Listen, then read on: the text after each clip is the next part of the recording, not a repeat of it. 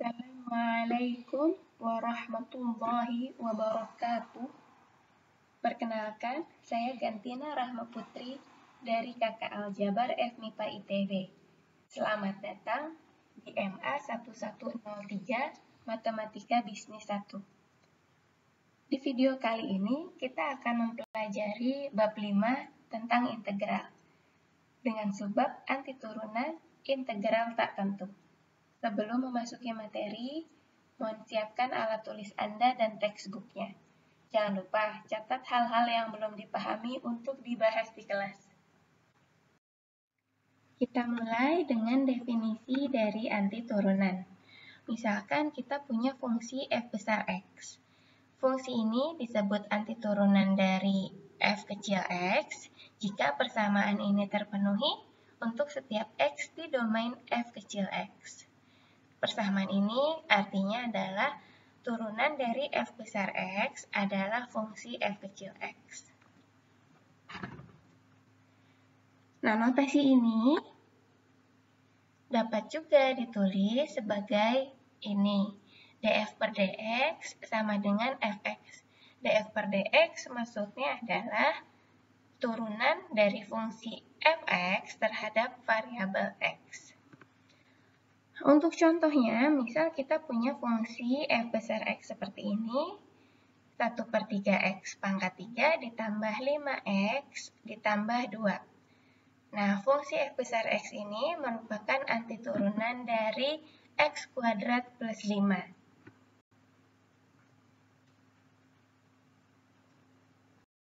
Suatu fungsi memiliki lebih dari satu antiturunan. Contohnya, antiturunan dari 3x pangkat 2 bisa x pangkat 3. Bisa juga x pangkat 3 negatif 5. Atau misal x pangkat 3 ditambah 1 juta ya. Apalagi ya? Nah, hal ini mengantarkan kita pada sifat fundamental dari antiturunan. Jika fungsi f besar x merupakan antiturunan dari fungsi yang kontinu f kecil x, maka antiturunan lainnya dari f kecil x akan berbentuk seperti ini.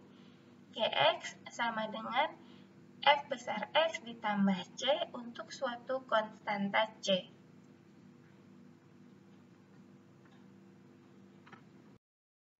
Keluarga, seluruh antiturunan dari fungsi f kecil x ditulis sebagai berikut. Dan disebut integral tak tentu dari fx. Selanjutnya kita lihat beberapa aturan integrasi. Yang pertama, aturan konstanta. Misal kita punya konstanta k. Integral tak tentu dari k terhadap variabel x adalah kx plus c. Dengan c ini suatu konstanta juga. Lalu yang kedua, aturan pangkat. Integral tak tentu dari x pangkat n terhadap variabel x adalah 1 per n plus 1 dikali x pangkat n plus 1 ditambah c. Untuk seluruh n yang bukan min 1. Nah, untuk n sama dengan min 1, kita punya aturan logaritma ini.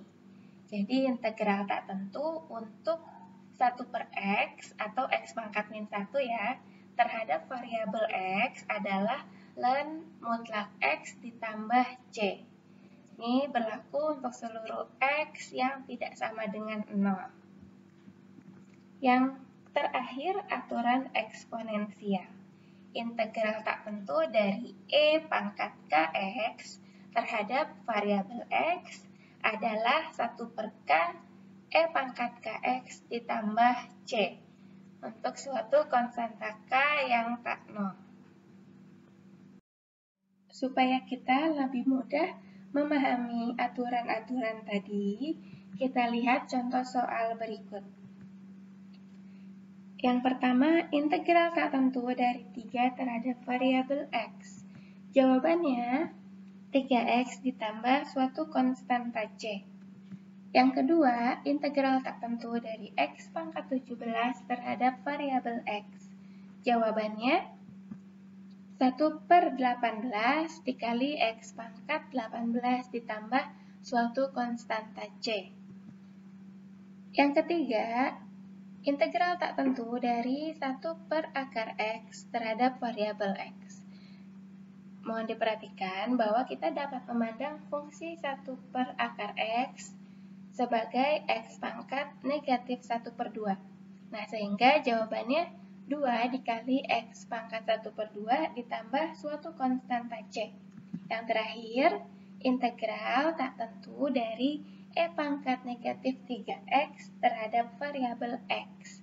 Yang ini jawabannya negatif 1/3 dikali E pangkat negatif 3X ditambah suatu konstanta C. Selanjutnya ada 3 buah aturan aljabar untuk integrasi tak tentu. Yang pertama, aturan kelipatan konstanta. Misalkan kita punya konstanta K dan fungsi fx. Jika kita ingin menghitung integral tak tentu dari K dikali fx terhadap variabel X, hasilnya akan sama dengan K dikali integral tak tentu fx terhadap variabel X.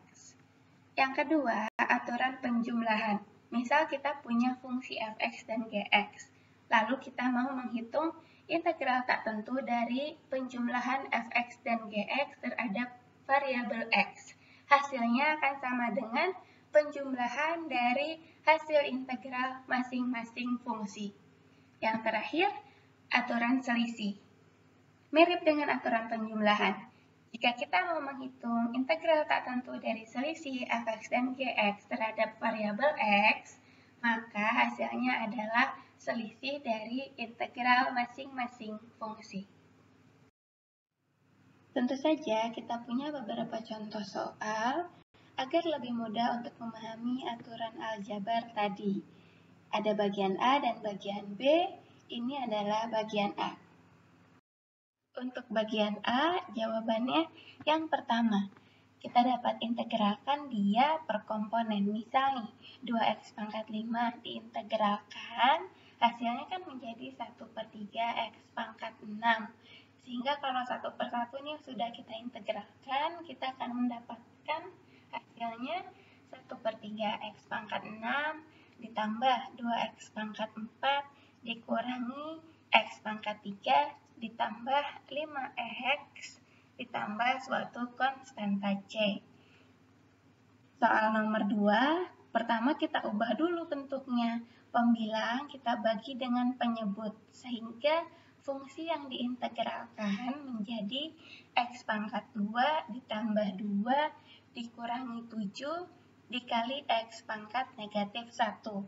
Hasil integral tak tentunya menjadi 1/3 x pangkat 3 ditambah 2x dikurangi 7 dikali ln mutlak x ditambah suatu konstanta C.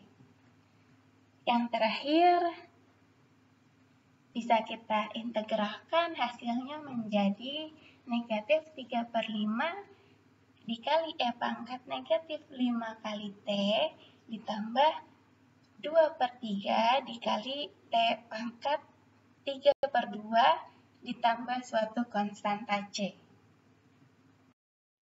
Untuk bagian B, kita punya soal cerita.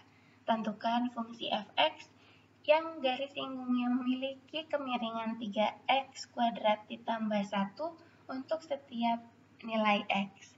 Dan grafik fx melewati titik 2,6. Jawabannya, untuk mencari fx, pertama kita integralkan 3x kuadrat ditambah 1 menjadi x pangkat 3 ditambah x ditambah suatu konstanta C. Nah, karena fx ini melalui titik 2,6, x-nya 2, y-nya 6, maka f2 sama dengan 6. Sehingga 2 pangkat 3 ditambah 2 ditambah C sama dengan 6. Nah, kita akan dapatkan C-nya adalah negatif 4. Maka kita sudah dapat fungsi fx. Fx sama dengan x pangkat 3 ditambah x dikurangi 4. Selanjutnya kita akan membahas tentang masalah nilai awal. Persamaan diferensial adalah persamaan yang memuat diferensial atau turunan. Nah, masalah nilai awal ini untuk mencari solusi dari persamaan diferensial dengan suatu kondisi awal. Contohnya, tentukan Y sama dengan Fx yang memenuhi dy per dx sama dengan 3x kuadrat plus 1 dan Y sama dengan 6 saat X sama dengan 2. Contohnya ini, soal ini sebenarnya mirip dengan bagian B yang tadi kita kerjakan ya. Berikut adalah soal latihan untuk masalah nilai awal. Ada 2 buah soal cerita. Kita lihat jawabannya ya.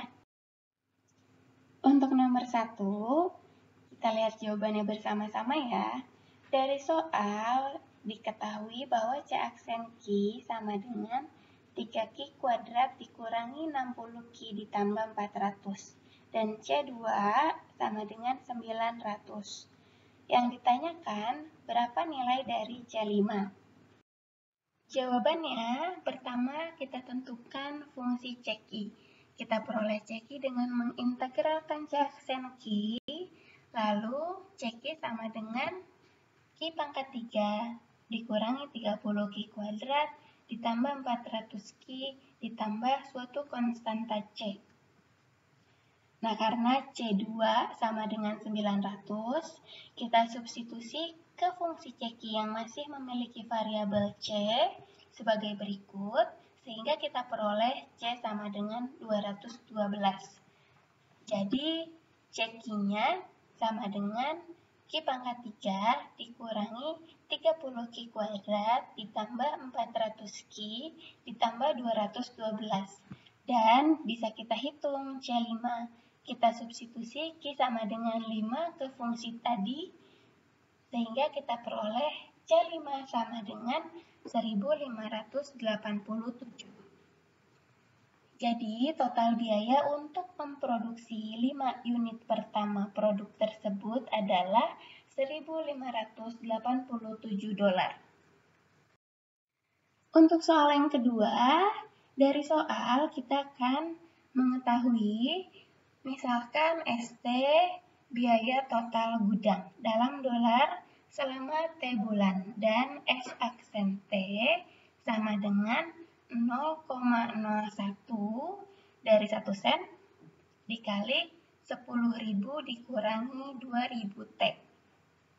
Yang ditanyakan berapa nilai dari S5? Oke, jawabannya pertama kita tentukan fungsi ST dengan mengintegralkan S aksen T terhadap variabel T. Sehingga kita peroleh ST sama dengan 100T dikurangi 10T pangkat 2 ditambah C. Karena S0 sama dengan 0, maka kita substitusi ke fungsi ST yang masih memiliki variabel C. Nanti kita akan peroleh C-nya sama dengan 0. Sehingga S5 kita substitusi T sama dengan 5, kita peroleh 250. Jadi, total biaya gudang penyimpanan untuk 5 bulan ke depan adalah $250. Selanjutnya, kita akan membahas tentang materi gerak sepanjang garis dan contoh soalnya.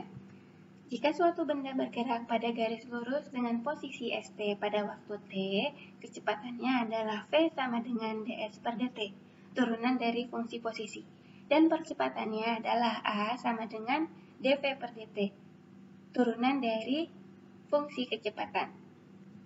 Contoh soal, sebuah mobil berjalan lurus dengan kecepatan 66 kaki per detik. Lalu supirnya tiba-tiba menginjak pedal rem untuk menghindari kecelakaan.